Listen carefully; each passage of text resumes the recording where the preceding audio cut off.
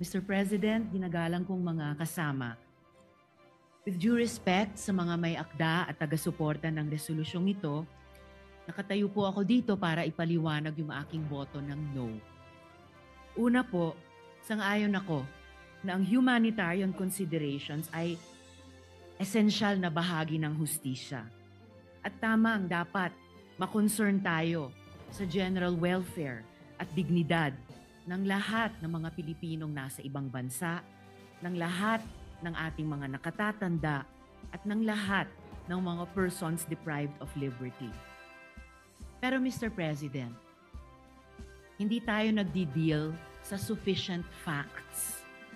Wala pong indikasyon na ang ICC ay nagpapabaya sa pagbantay sa kalusugan at kagalingan ng mga taong nasa kustodiya nila. May panayam rin po ilang araw ang nakalilipas kung saan sinabi ng pamilya ni former President Rodrigo Duterte na he is well, even jolly, at kaya pa ngang makipag-usap tungkol sa maraming topic, kasama ang politika, flood control, at love life. Ang panawagan para ang gobyerno ay mag-advocate para sa interim release o house arrest ni former President Duterte, maaring nakakouch sa humanitarian terms. Pero nagmumukha ring isa pang halimbawa ng ating gobyerno na nagbibigay ng special treatment sa isang makapangyarihang individual. Tila ba'y isa na naman itong patunay na ang batas ay marahas sa karaniwang Pilipino, pero malambot sa iilang may kapangyarihan. Kapag ordinaryong lolo ang inakusahan ng nagnakaw, pwedeng kulong agad at di makapagpiyansa. Pero dito, gobyerno mismo ang lumalaban para bigyan ng house arrest ang isang taong akusado ng mga napakamabigat na krimen. Totoo po na ang International Criminal Court mismo ay nakapag-grant ng interim release sa iilang exceptional circumstances. Pero pantay na importante, ang ICC ay nag-deny ng mga ganitong request kapag ang interes ng hustisya at accountability ay hinihingi ito. Alalahanin po natin na ang mga international courts ay nakapag-deal na sa maraming aging prisoners. Ratko Mladic and Radovan Karadzic, both convicted for genocide and crimes against humanity, continued to serve their sentences well into old age.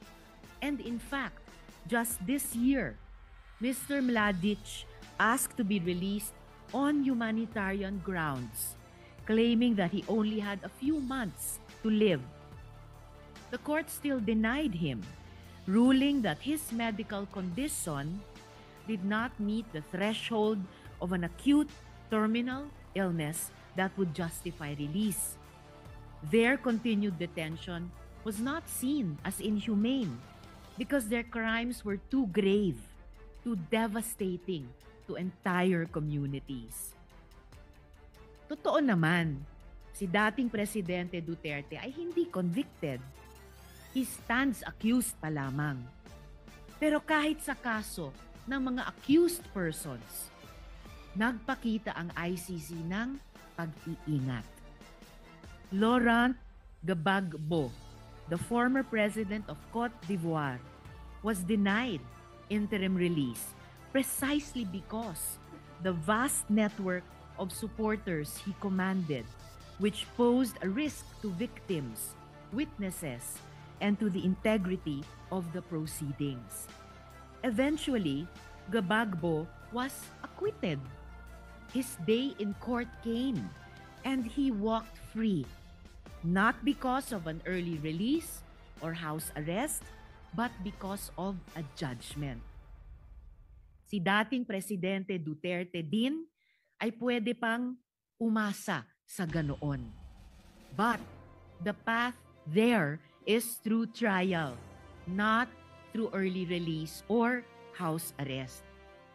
Kung tunay ngang may sakit ang dating Pangulo, hindi ba't ang solusyon ay dalhin sila sa ospital sa The Hague, Netherlands, habang binibigyan ng angkop na tulong at suporta mula sa Philippine Embassy doon? Mga kasama, ang mga atrocities ng tinatawag na war on drugs ay hindi mga guni-guni lamang. Sila ay mga winasak na buhay ng libo-libong mga mahihirap na Pilipino. Sila ay mga hiyaw ng mga nanay at tatay na ang mga anak kailanman ay hindi na umuwi. Sila ay mga walang markang libingan at yung kultura ng impunity na hanggang ngayon nagmumulto sa ating lipunan. Hanggang sa araw na ito, yang mga pamilya ng mga biktima ay nagdedemand pa rin ng hustisya, katotohanan at accountability, habang patuloy din silang natatakot para sa kanilang mga buhay. Samantalang dito po tayo, nagsusulong ng humanitarian considerations para sa individual na mismong akusado ng mga krimen laban sa kanila at laban sa humanity. Noong 2016, sinabi ni Presidente Duterte na wala siyang pakialam sa human rights. At kahit iutos pa ang pagpatay, walang makakaaresto sa kanya. Immune siya dahil matanda na siya pagkatapos ng termino. Sabi niya, wala silang laban. Tama ba si Presidente Duterte? Ang resolusyong ito ang magiging sagot ng Senado sa tanong na iyan. Alang-alang sa pagrespeto sa hustisya, fairness, at alaala nung ang mga buhay nila ay ninakaw at winasak. Ipagpaumanhin niyo po, Mr. President at mga kasama, hindi ko po in good conscience masuportahan ang resolusyong ito. Bumoboto po ako ng no. Salamat po, Mr. President. Ginoong Pangulo, gusto ko lamang pong ipaliwanag ang aking boto kung bakit ako po'y bumoto ng oo, yes. Ako po'y isa sa mga nauna at nananatiling laging nasa The Hague. At marami po tayong nababalitaan doon, galing po sa mga Pilipino na nandun. Katulad po ng pagkabagok ng ating Tatay Digong.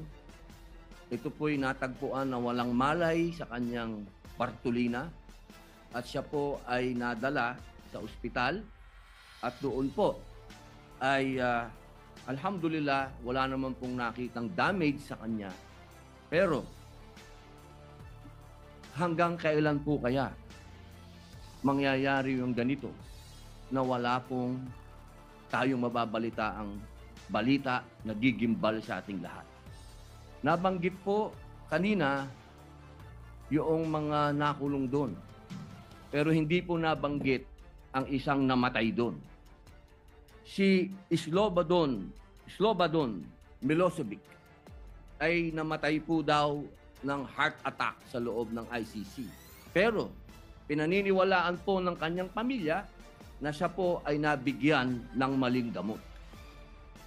Ito pong mga ganap na ganito, uulitin ko po, kailan po kaya tayo matatapos sa usapin ng politika? Kailan po kaya natin ititindig ang ating pagka-Pilipino at ating ipaglalaban ang kababayan natin na nakakulong sa banyagang bansa at nagdurusa at nag-aantay ng paghuhusga ng mga dayuhan? Yun lamang po. Marami. Ay bumuboto ng no. Pinakinggan ko ang mga sponsorship speeches ng ating mga kasamahan.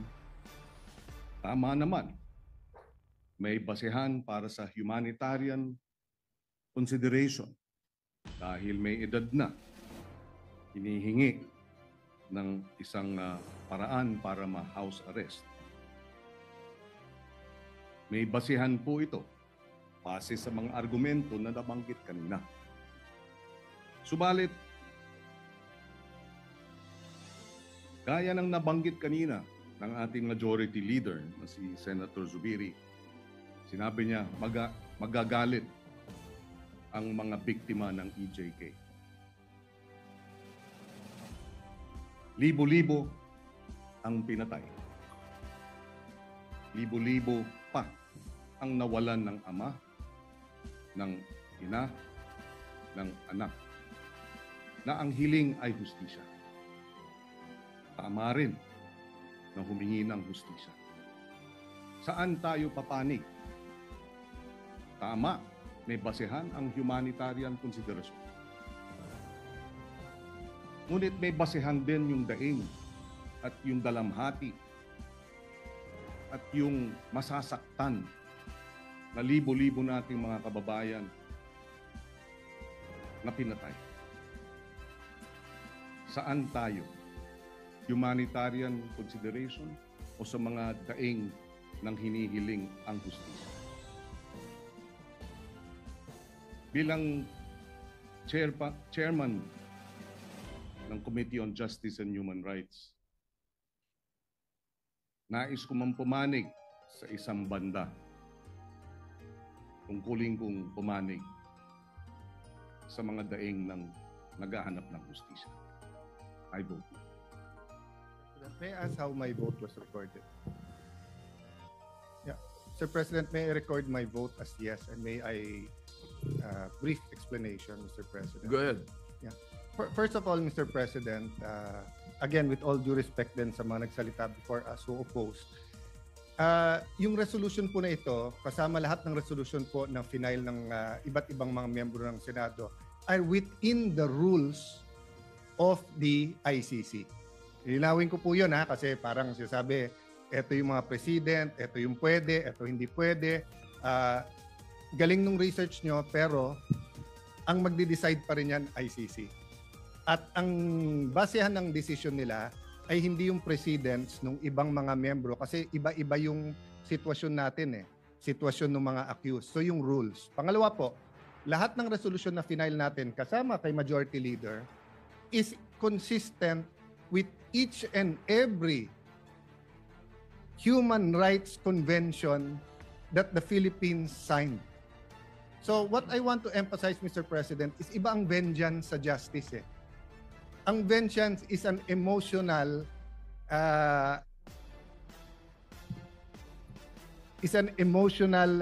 impulse of someone who is a victim of injustice. In Tagalog, gusto niyang gantihan.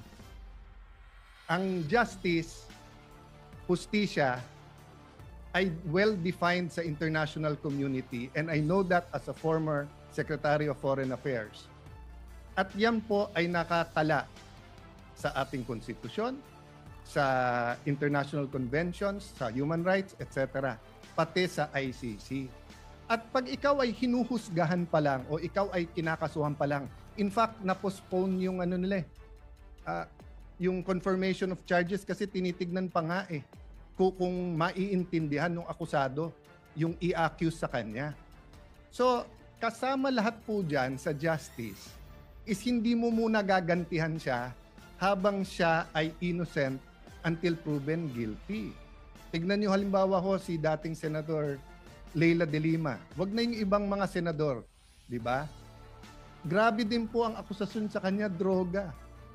Pero pumayag po lahat.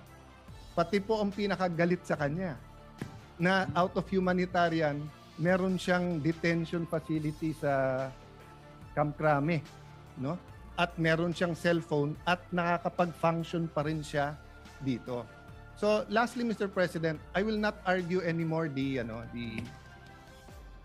whether the war on drugs was a maniac killing everyone or the war on drugs was precisely to protect the Filipinos, because replay na to Ilang beses na napaliwanag to, the facts, ilang beses na present sa international community at saka dito.